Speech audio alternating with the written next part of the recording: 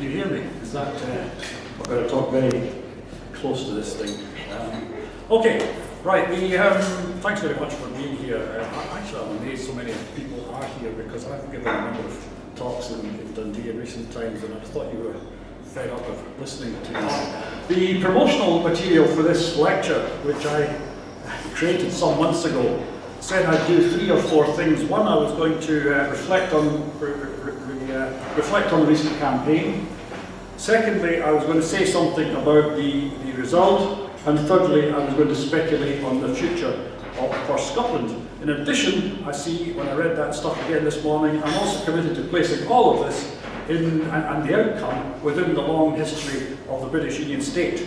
But I've only got 30 minutes. So what I'm going to do is take a few shortcuts. I will make a few assertions without going through the academic thing of justifying everything I say, but that means that there will be that means that there will be questions and perhaps even disagreements afterwards, and that's not a bad thing. So I'm going to jump about a bit, in other words. This isn't a carefully constructed lecture.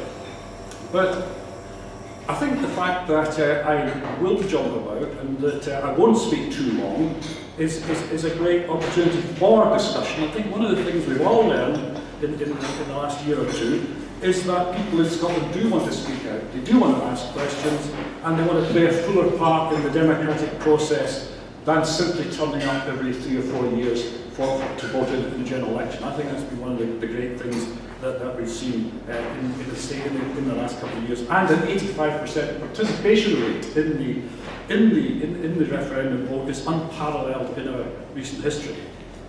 So linked to this sense of this rise, this new sense of democratic engagement in Scotland, I think there's something else that we can feel proud about as Scots, but also as citizens of the United Kingdom.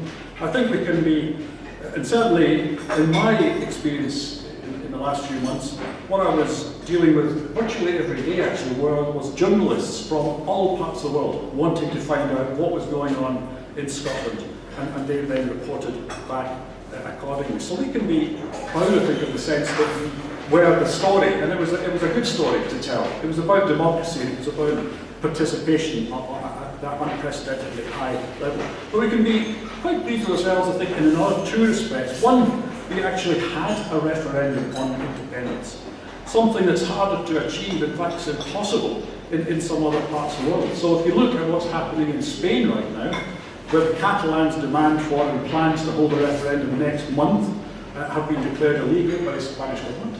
You know, we had our referendum, and it was, as I say, as I'm going on to say, peaceable. Look at Ukraine, where and its relationship with Russia, the tanks have rolled in. Look at other parts of, or other states that were formerly part of the USSR, who had to fight literally for their independence. Things right now don't look all that great in Hong Kong either. And in the UK, by contrast, democracy is alive and kicking, and I think we should remember that and treasure that. The second aspect of the referendum, I think, which has been pleasing and we can feel good about, is that our referendum was peaceable. OK, Jim Murphy got an egg or 2 thrown at him. A few placards were defaced, and there were some scuffles in Glasgow in the hours after the referendum results, but nobody got killed, as far as I know. I don't think anybody even got hurt, at least not physically.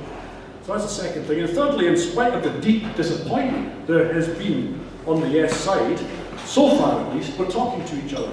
And there appears to be a commitment, at least in public, to making sure that the Smith Commission comes up with proposals for further devolution that all sides can live with. So I think we can begin this evening by patting ourselves on the back.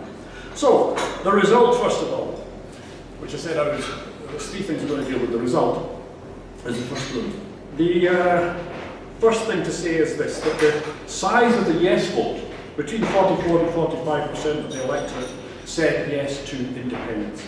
This is a new high, and in many respects is testament to the success of the yes campaign, which I'll come back to in a minute. But and it's successful because for many years, the support for independence in Scotland hovered around, usually a bit below 30%. So the figure has risen to 45% in a relatively short period of time. It's pretty significant. Last September, I've told this story before, so if you've heard this, my apologies. But last September, I put to bed, so to speak, the book I did called The Scots and the Union, Then and Now.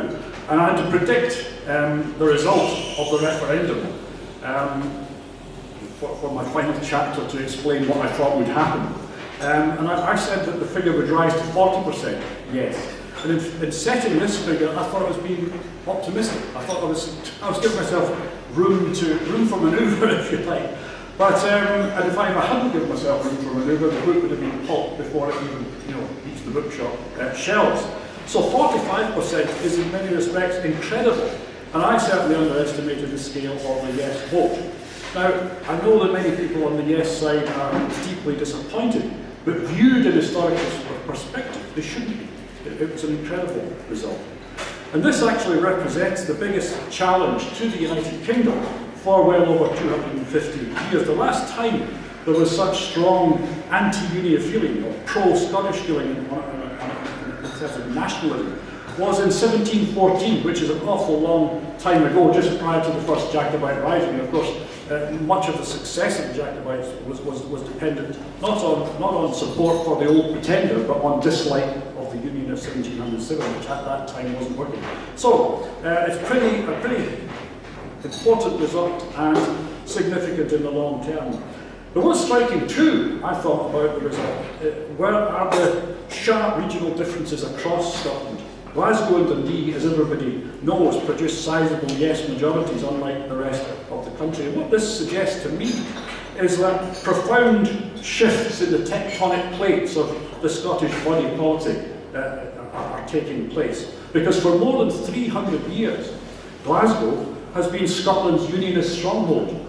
There was strong support for Glasgow for the Union even before the Union. Glasgow was the first beneficiary of the Union, and the city's people have been pretty staunch supporters of the Union until relatively recently. So something pretty fundamental is happening. And what this shift demonstrates really is that the pillars upon which the Union were built are no longer strong enough to support it. These being, this is a bit of history, but I said I would do this, so I can't shortchange it. And these pillars upon which the Union was originally built were Protestant religion in its Presbyterian form, which since the 1950s has been in sharp decline. Another of the pillars was markets for Scottish goods and opportunities for Scottish people in the British Empire, which has more or less disappeared.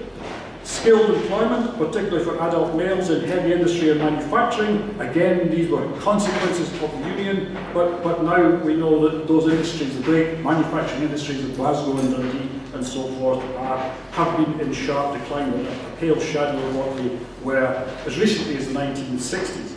So as a result of this, old political allegiances have been breaking down, mainly with the Labour Party, while new ones are being built based on the hope the SNP and the Yes campaigns offered, those with less to lose and much to gain. And of course something similar is happening in Dundee.